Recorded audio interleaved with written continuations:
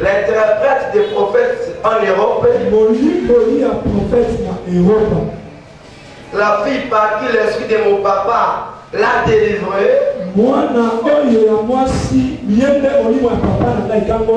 à travers moi qui est devant vous.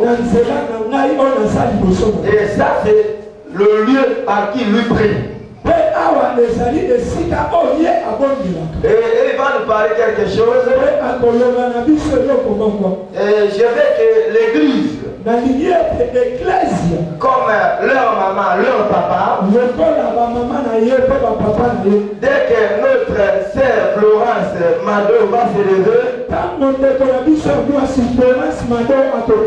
je veux que son église acclame Jésus à travers sa servante.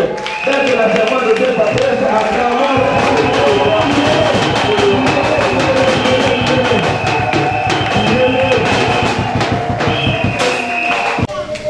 Amen. Je vous salue au nom de Jésus-Christ, le Dieu de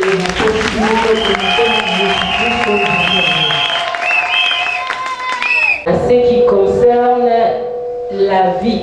Maintenant, nous n'allons pas parler de la Bible. Amen.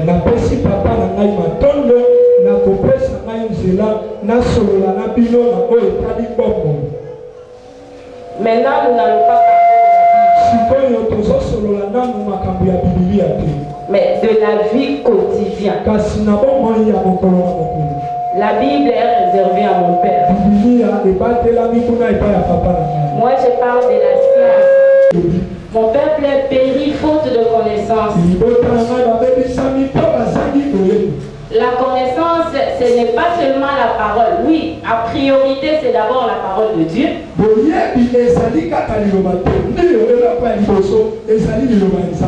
Mais ce n'est pas pour rien que nos parents nous envoient dans des écoles pour accueillir une autre connaissance.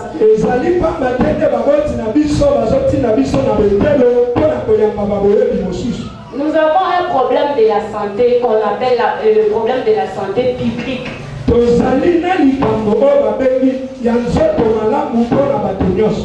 La santé publique.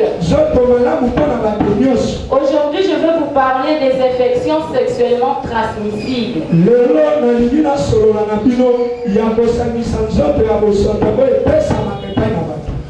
Mon frère, ma soeur, mon papa, ma maman, mes petites soeurs, mes petits frères, vous allez, ne faut pas trouver ça tabou parce que ça nous tue.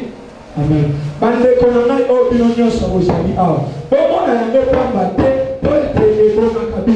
Tabou et koloba soni, toloka ka soni mingi kolobelango. Même moi, ma maman ne m'a jamais parlé de ça. Ma grande sœur ne m'a jamais parlé de ça. Mais je l'ai appris à l'école. Et quand nous regardons l'Afrique, en Europe, ils disent que le peuple qui souffre encore beaucoup plus de ces infections, c'est l'Afrique.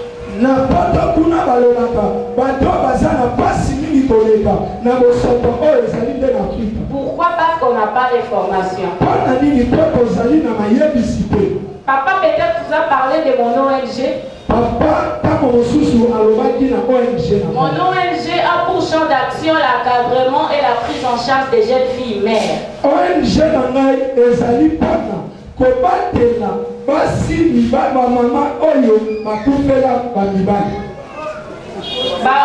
Fille oyo bazwi zemi avant ya kozwa zemi avant l'âge. Donc notre église, à l'église na biso yebisaka biso mpona kobota il faut osala nini obala okobota soki obali te. Donc basi oyo likama wana ekwelela bango ezali nde na volonté na bango nde bazwi zemi wana nde yango pamba te babengaka yango accident. Donc eye nango akanaki te meseme esali nini eye basi ya lolenge wana nde ONG na ngai ONG na biso ezali koencadre bango mpona koyebisa bango ete ce n'est pas la fin du monde. Nous remettons l'espoir de vivre. Parce qu'après avoir connu la grossesse précoce, la plupart des gens se disent, oh, et si je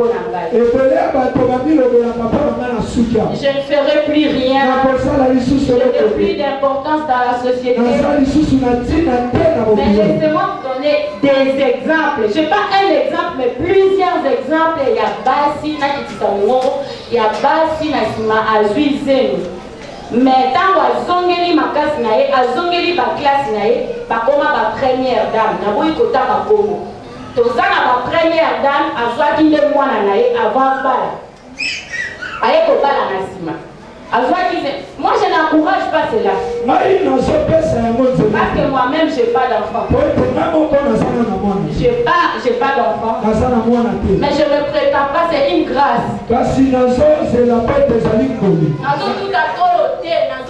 naza na lolendo te pona pota te eza fierté naza na lolendo te nazo tuta tolo eza ngolu po soki tomoni ata ki Marie ba vierge bazalaki ebele mais Marie po abota Yesu azwaki nde ngolu donc ngai mpona ntanga baklase na nga banda maternelle ti nakomi na université ti ndenge nazokontinue kotangaka kota papa na nga alobi natanga ti nasuka nakotangaka kati na koko nakotangaka na ngai nabota te eza te parceke nayebi komibatela parceke ngai nde nayebi te eza kaka ngolu yango wana likanisi wana eyelaki ngai mpona banda koakadre donc kosungana na baninga donc po toza na bana mosusu na age ya 12 ans déjà azwi zelo na age ya 13 ans azwi zelo même voir na age tomonaki na télévision age ya 9 ans mwana azwi zeli aboti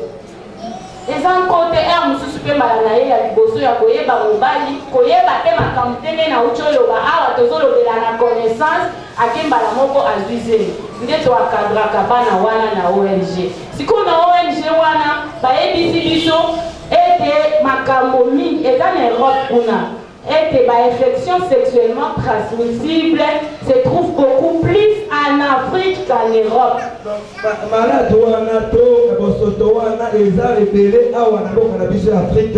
Et moi j'ai fait cette expérience et je me suis dit c'est cause pour Batbaza informer. Na nini oyo andimisami na yanga yebika soki eza na baafrike parceke na mboka na biso bato bayebi likambo yango te ifona kende nalobela bango nini oyo ezokomela bango mpo ekomebele na afrike. Il n'y a pas d'information. bato bazwi information yango te balobeli bango te. Nos parents trouvent tout tabou. bato baboti na biso bazomona nyonso soni makambo ya kolobela bana ya sono soni. Ils ne peuvent pas dire à la fin, regarde comme tu vas à l'école, là, si tu rencontres un homme, si tu fais ça, il faut faire ça. Non, c'est tabou. Donc, il n'y a pas de baboti na biso, bakoko la mona teke, komi ningo komi mukolo boye. Alors, ce que komi roboni mona bani, a déranger yo, lever la yeboye. Papa somo na mona mona mbebo kilo. C'est ça. Et maintenant, je vais vous parler des infections sexuellement transmissibles. Oyo na suso ya azu yango na poto, aye na yango pona koyoka na susi kolobela biso, lolenge nini ba microbe ekotaka epai ya moninga ya mobali to ya mwasi. Po eutaka na nini? C'est ce que nous allons parler dans les infections et eutaka na bosangisi nzoto. Bosangisi nzoto maladi wana eutaka. Babenga yango IST. Donc I lokola India. IST. Et nous koloba infection sexuellement transmissible. Donc la définition, nous allons définir par quoi? La définition des infections transmissibles sont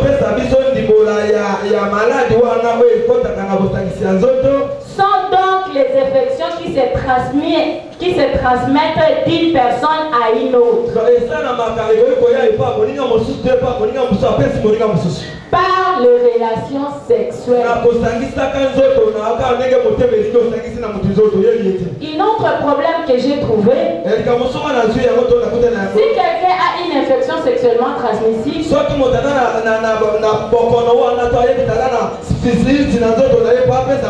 même les sida, dans la famille, ils vont commencer à l'hésiter. S'ils touchent les tasses, l'autre personne ne peut pas boire dans cette tasse. Soki na famille ba yebi kaka ke motanda na sida.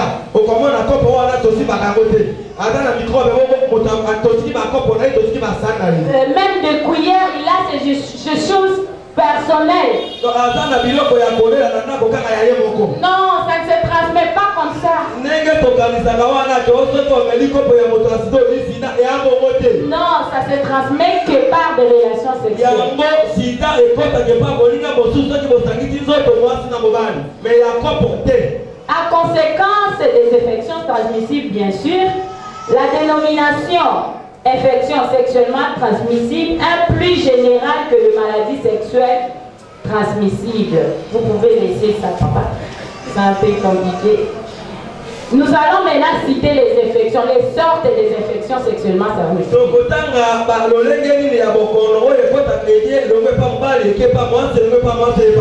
Nous avons la gonorrhée. C'est-à-dire écoulement urinal ou vaginal purulent. Là, c'est l'hôpital, expliquez-nous à l'hôpital. Et il koloba ozo bima mai yo mai na. Mobali to mwasi azo bima mai na nzela ya basi be mai wana eza solo. Soko moni yo elenge mwasi ndeko na nga mwasi mama na ngai oke na douche ozo sokola omoni mai ya solo elingi koloba ke oza na infection wana esengeli okende mona munganga. Et puis ça moi solo. Pour trouver solo wana normalité ezali malade. Kende mona munganga. Ce qu'on a la possibilité au mona munganga te, toza na centre moko na pembeni ya mama yemo oyo baswanyaka ngo ya pamba. Okofuta mbongo te okei kaka olobi na ye mpo naza na infection sexuellement transmissible. Bakotuna yo mpo na nini oyebi kozala yango koloba mpo na moni na bimi mwa mai moko eza solo. Wana bakopesa yo lisungi okofuta eloko moko te. Voilà, oluki papa dona akolakisa yo kuna ou soit okepe na il faut le baka papa dona akomemare ONG na biso ekolakisa yo esika wana ya kosala. Ya mibale toza na chlamydiose. Ezali mpe lolenge ya infection mosusu. Eza mpe kaka écoulement irrétral ou vaginal serré. Non, ozobima mai moko ekangama. Moni neti mwa pata mikate. Mai moko ya bongo ezobima na nzela na biso ya basi to ya mibali ezali maladi. Kende na hôpital basalisa yo. Bolimbisanga nazoloba ngo mpo tosungana. Boyoka masoni te. Toloba tozosungana.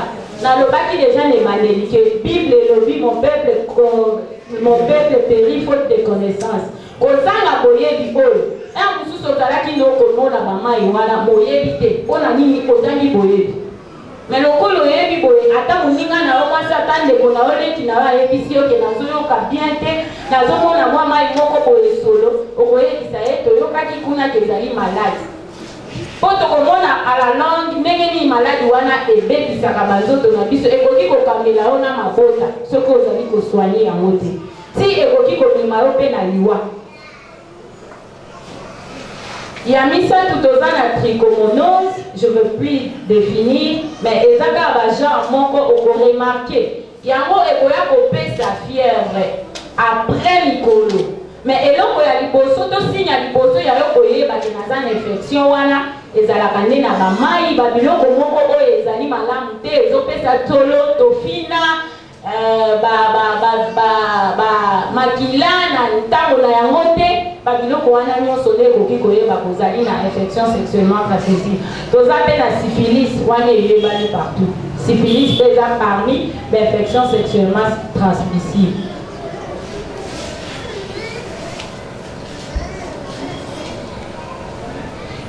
Nde nalobaki sida mpe ezali parmi l'infection sexuellement transmissible eutaka na VIH virus eza mpe infection oyo ekoki koya kaka na kosangisa nzoto. Okoboya ndeko na yo mpo aza na sida na kolia na ye lisusu sani moko te, tu te trompes. C'est pas ça. Okolia na ye okozwa ngo te. Omeli na kopo oyo ya meli ata soyi na ye okozwa te. Okozwa kaka na kosangisa nzoto. Dans un peu la hépatite B, pouvant créer cirrhose et cancer du foie. Hépatite B et où ça rappelle dans vos 5 signes. D'autres, et qui commémore le cancer du foie. Et qui commémore le cirrhose. Oh, cirrhose, et ça la rappelle pour la batubamela, la masamani, et où ça rappelle la hépatite B. Ampleur d'amour. L'ampleur, c'est quoi? L'ampleur des infections sexuellement transmissibles. Selon l'OMS à 2014, papa?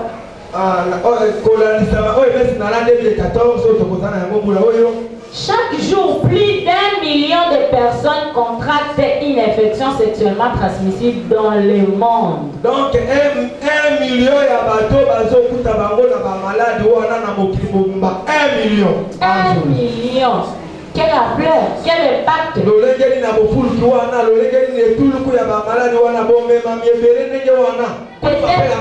Peut-être parfois, toi et moi, Nami Longolité, toi et moi, nous avons cette infection, mais on ne sait pas. Parce que l'OMS confirme qu'il y a 1 million de personnes qui contractent une infection sexuellement transmissible dans le monde. Donc, 1 million par jour. Et chaque année, 50 millions de personnes contractent l'une des 4 infections suivantes. Donc 50 millions de bateaux qui traiter parmi les malades donc, chlamydiose, gonorrhée, syphilis ou trichome, comme je venais de citer. Et plus de 530 millions de personnes sont atteintes du virus responsable de lèpre génitale. C'est une infection aussi sexuellement transmissible. Lèpre génitale. Non, et où Ezali, lèpre. Mais si on a négé à nous autres, moi si tu as opéré à moi si on papier la ramon à Misaki. Et jamais la vie. Cette maladie-là, mais maintenant, donc, sexuellement transmissible, ça vient dans notre sexe. Et puis, nous, on a 4 sexes. Et bien, si on a 4 sexes, c'est dame. Pour ne pas vous traumatiser ou vous choquer, j'ai des images, mais qui sont à Wate. Azara l'image wana, oyo malade wana ego. Et bien, si on a 4 mouke. Non, et ça va commencer comment? Si tu as ça, tu remarques des écoulements purulents.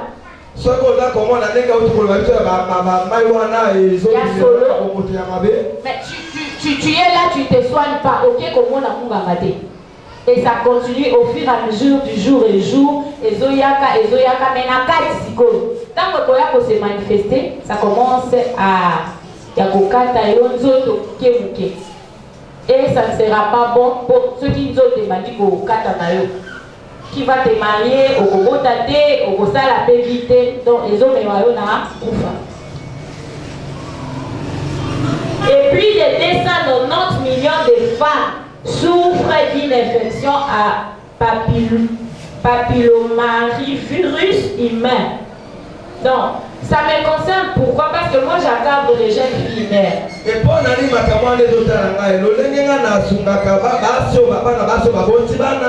me parle que ce soit les sida. On nous parle que les sida atteint beaucoup plus de femmes que les hommes. On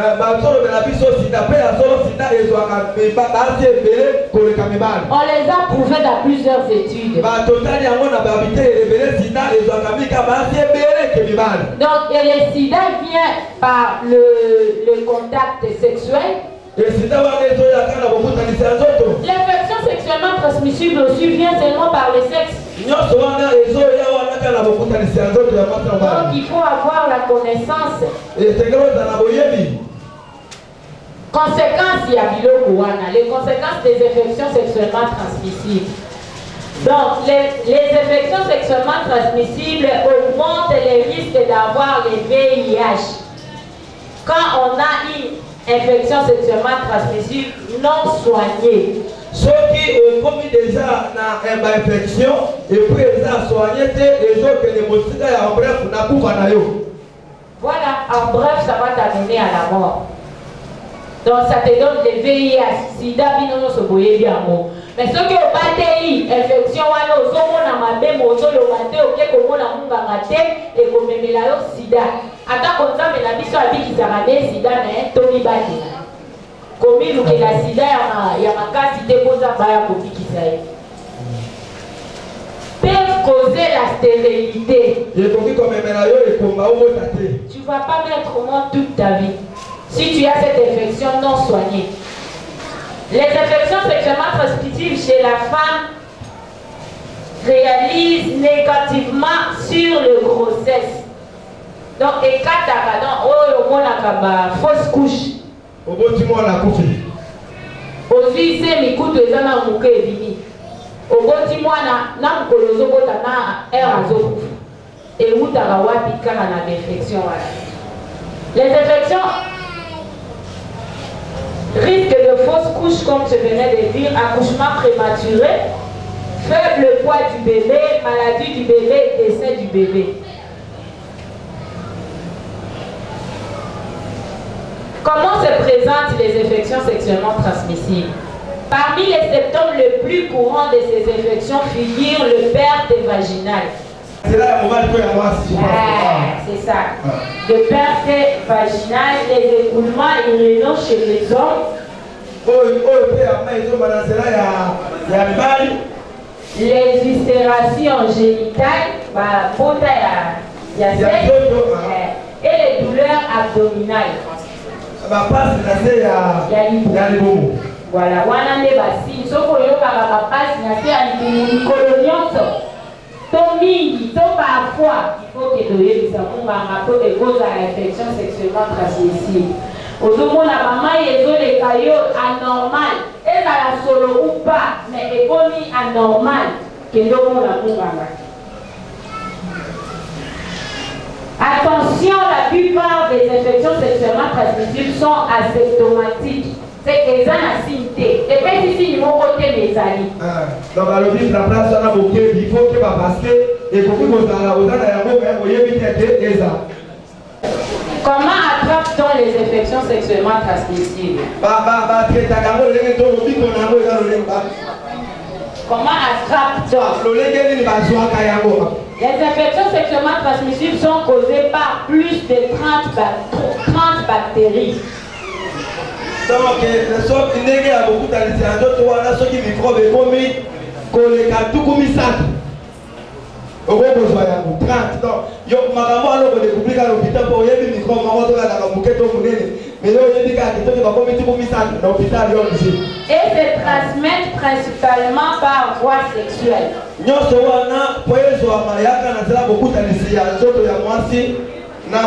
Y compris lors des rapports vaginal, anal ou certaines infections transmissibles peuvent aussi se propager par d'autres voies. Le lenge mususu ya ba infection sexuellement transmissible et pesa makape na banzela mususu. Lokola transfusion sanguine. Kozongisa makila. Mwana si makila bazongisi mama si makila bazongisi akoki pe kozwa ba infection wana na kozongisi makila. Donc azongisi makila ya mutu pe azalaki na infection wana. Azwi maladi wana. Kaka na nzela ya kosangisa nzoto te bayebisi biso awa ke utaka mpe na kozongisa makila. Le partage de matériel coupant au piquant. Donc kokabola babiloko oyo ezokisaka. Gillette, bana vernis, bazalaka. Je sais pas, j'en avais pas le temps, mais kuna na ONG tokabola ki mutu na mutu azala na biloko na ye ya bana vernis. Obengi mwana vernis, obimisi biloko na ye, opesi ye asaleli yango nzoto na yo. Akesalela mutu aza na sida, aye kosalela yo, ozwi pe sida oyo yebi mutu na makolo te. Akesalela mutu aza na infection wana aye asaleli yo, ozwi maladi oyo yebi mutu na makolo te. Biso bana te biva tobanga na biso nzambe, mais oyo kozwa maladi oyo yebi mutu na makolo te. Biloko wana ezala nango pe cher te, ezala ba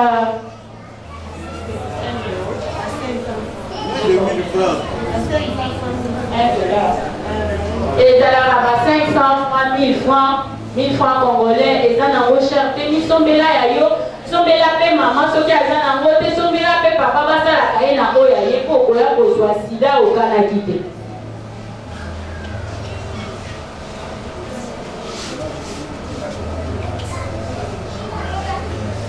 Sikoyo tolingani mpe kolakisa lolenge nini baswanya mpe tant soigner cela est-ce que ekoki kosalisama na l'hôpital maladi wana oui nga na lobi oui basalisaka yango l'hôpital. Oui, les infections sexuellement transmissibles sont les plus courantes. Oyo totangaki déjà kuna. On peut actuellement guérir des 4. Au moins il baza 8 mais kaka minei si sikoyo bamususu wana minei toza na kisi na yango te kaka minei nde bakoki kosalisa na l'hôpital. Oza na intérêt nyonso ya komibatela kozwaka biloko ya yo moko po soki ozwi minei mosusu oyo baswanyaka te okosuka wapi. Baoyo ekoki kozala soigné eza syphilis, gonorrhée, kaba oyo totangaki likolo. Les 4 autres comme l'hépatite B, lèpre, l'infection à VIH donc sida et l'infection à VPH sont par contre des infections virales incurables.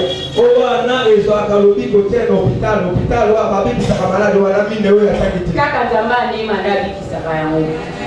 Mais l'hôpital est karaté. Donc on peut toutefois atténuer ou moduler les effets par traitement. Oyoki pata libumu bakopesa okisi ya pata libumu. Oyoki soki nini bakokitisa ne pas soza na yango l'hôpital mais bakopesa okisi ya kosilisa yango te. Wana lolenge ya mine. Toza na mingi ya koloba médecin eza te ya kolobela yango mais sikoyo nalingi kaka kotalisa lolenge nini ya prévenir, je sais pas prévenir en français. Kobatela yo. Kolobela yo pe komela yo te je pense. Kominengela na lobi po eyela yo te ndenge toza awa toza nango te po eya te voilà papa merci po eya te lolenge nini osala po maladi wana eyela yo te ya liboso oyo eza makambo euti na mutu na nga te ezanga te mutu nasali yango mpona yo kolobela bino boye papa yebi amonaki navandisaki plus de 7 professeurs et à ILB donc Université libre de Bruxelles bavandi nde tosali travail oyo assemble elongo na bango mais ntango tosangisi mayele na biso nyonso nde tolobi ke mpo maladi oyo eyela yo te nini okoki kosala ya liboso changer nos comportements. C'est simple. Et ça passe. Balobi kutu ba français balobaka sauf les imbéciles qui ne changent pas. Biso bana Dieu va tozala biso ba imbécile te. Auto changer te. Donc on change ka comportement. Ndenge nini ko changer comportement. Comme je venais de dire ici. Pour faire des ongles. Tu t'achètes tes instruments à toi seul.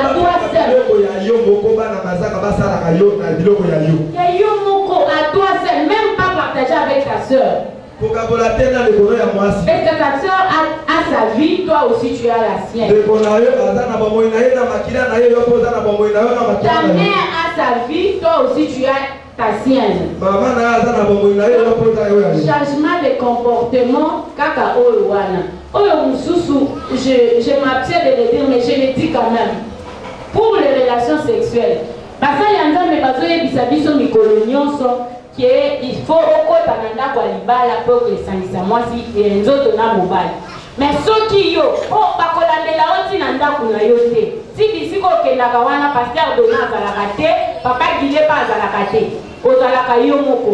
Mais na yo moko na kuku wana soki olingo osala yango mama, ata bapesi yo 1000 euros, 1000 dollars, 2000 francs congolais, je sais pas moi. Moutouana asalela pas préservatif. Ça c'est aussi notre comportement. Et ça y a un batini au salango mais ceux qui ont sali yango c'est un préservatif. Voilà les comportements mususu.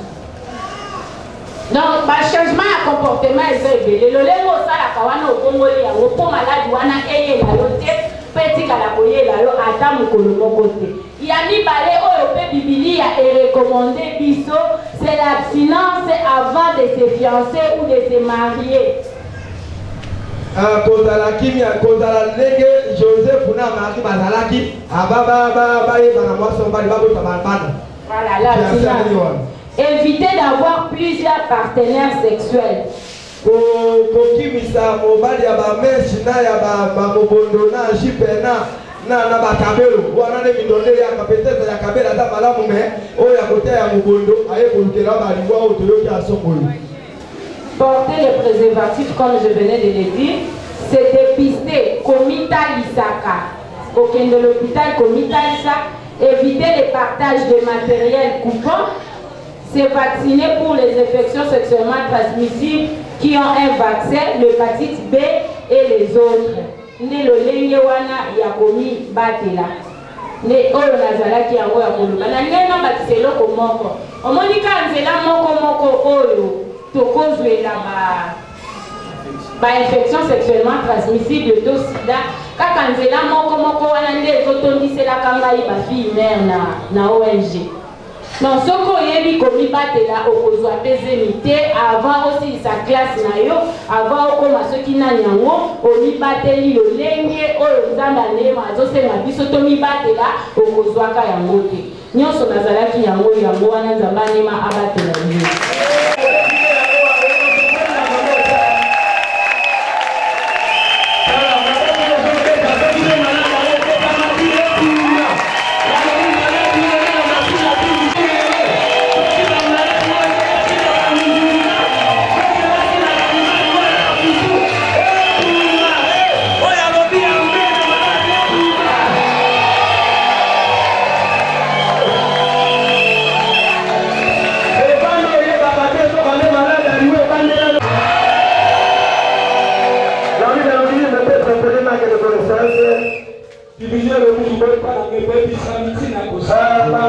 Par rapport à ce qu'on vient de côté, je vais le cacher de cet esprit. Comme humain.